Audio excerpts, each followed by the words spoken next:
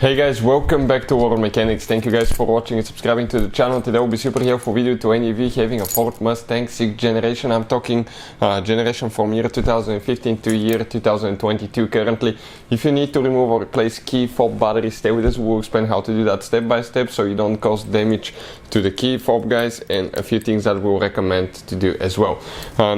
Before we start, let me tell you a little bit about us. Every single car we get here at the garage, we try to make at least 200 to 300 free repair videos. Why? Because our mission as a shop is to save you as much money as we can. All we need, guys, in return, please subscribe to the channel, like the video.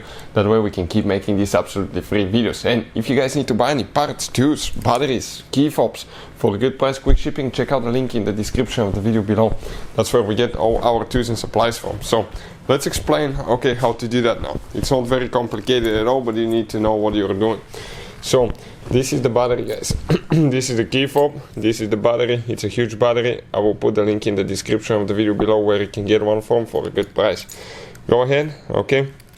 Now on the key right here, you need to press down, and while you're pressing down, pull the key out. When you do that, guys, you can see that open gap right here. You can get a big panel removal tool. Just go a little bit sideways to pop it open. Okay, you can see now you have a few additional clips, so I will go underneath here. Okay, it pops out. Let me show you where the clips are. Okay, you can see like that. Now this is where the battery is located. How do you guys remove that battery now? You get a small screwdriver, there is a notch right here, you come in an angle and you pull it out. Do not push in because you can damage your circuit board underneath. When you're ready to put it together, you go in an angle like that. First in, down, and then you're going to close the cap and install your key, and practically you're ready to go. Hopefully the video will be helpful to any of you needing help with that. Thank you for watching and see you next time.